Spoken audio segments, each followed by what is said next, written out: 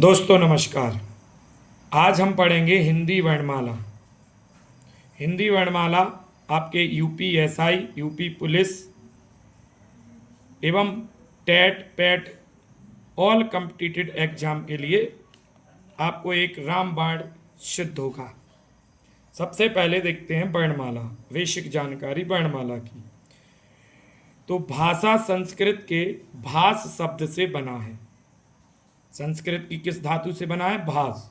और भास का अर्थ होता है बोलना। भाषा की सार्थक इकाई वाक्य है। भाषा की सार्थक यानी अर्थ वाली इकाई क्या है? वाक्य। वाक्य से छोटी इकाई उपवाक्य है। उपवाक्य से छोटी इकाई होती है पदबंध, और पदबंध से छोटी इकाई पद या शब्द, और पद से छोटी इकाई अक्षर, और अक्षर से छोटी इकाई वर्ण या ध्वनि। यानी भाषा की सबसे छोटी इकाई क्या होती है? वर्ण या ध्वनि।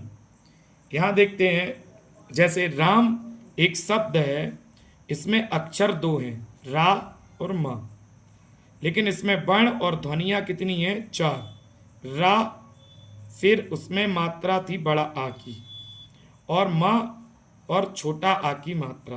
तो टोटल कितने वर्ण हैं राम शब्द में? चार। या ध्वनियां कितनी हैं? चार। आगे देखिए, भाषा निर्माण का क्रम।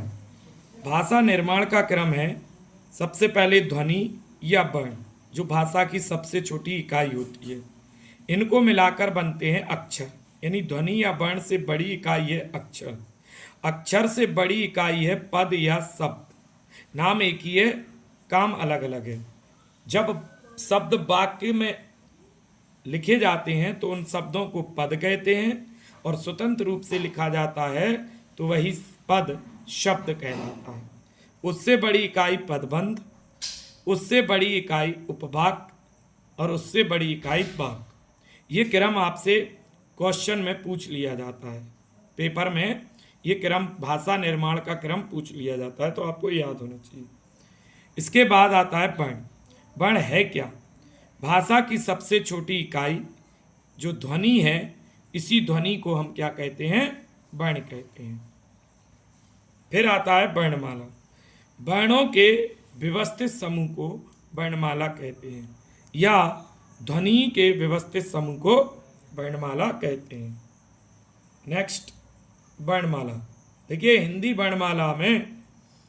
वर्णमाला में दो प्रकार के वर्ण होते हैं, एक स्वर और एक व्यंजन। एक क्या होता है? स्वर, और एक व्यंजन।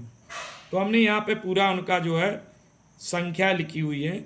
उच्चारण में स्वर, उच्चारण मतलब बोलने में स्वर 10 होते हैं, लिखने में या कुल स्वर 13 होते हैं, और स्वर 11 होते हैं।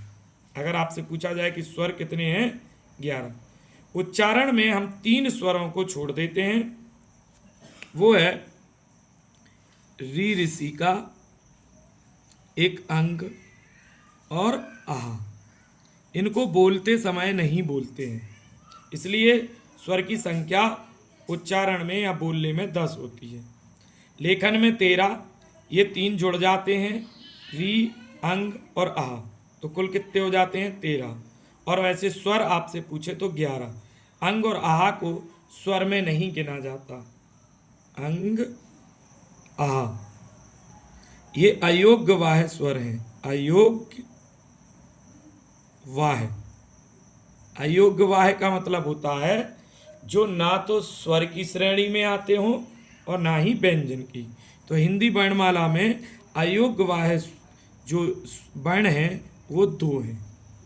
इसी तरीके से देखिएगा, व्यंजन उच्चारण में 33 हैं, लिखने में 39 हैं, और व्यंजन आपसे पूछे कि कितने हैं तो 33 हैं। इनको जोड़ते हैं तो पूरी वर्णमाला में 10 स्वर, 35 व्यंजन, उच्चारण में कुल 45 होते हैं। 2 और इनमें जोड़ दिए जाते हैं, जा और फा, तो 47 उच्चारण में होते हैं। लिखने में 13 स्वर, 39 व्यंजन, कुल 52 हो जाते हैं। और स्वर और व्यंजन अगर देखें तो 11 स्वर, 33 व्यंजन कुल 44 हो जाते हैं।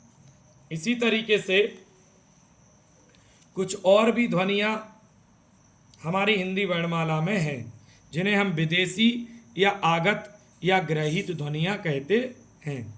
दो प्रकार की आपके हिंदी वर्णमाला में ध्वनियाँ मिलती हैं, अरबी फारसी भाषा की और अंग्रेजी भाषा की। अरबी फारसी भाषा की जो ध्वनियाँ हैं वो उनके नीचे नुक्ता लगा रहता है। जैसे आ के नीचे आपको एक बिंदी दिख रही, का के नीचे, खा के नीचे, गा जा फा, यानी तल बिंदु वाली ध्वनि या नुक्ता वाली ध्वनियाँ या वर्ण कहते हैं। इसी तरीके से अंग्रेजी भाषा का भी एक वर्ण है उआ, अर्धचंद बिंदु वाले वर्ण। ये अंग्रेजी भाषा के वर्ण होते हैं। धन्यवाद। वीडियो अच्छी लगी हो तो आप इसको सब्सक्राइब भी करें, कमेंट भी करें और लाइक भी करें। आगे आपको स्वर्गों के वर्गीकरण के बारे में विस्तृत जानकारी दी जाएगी। नमस्कार।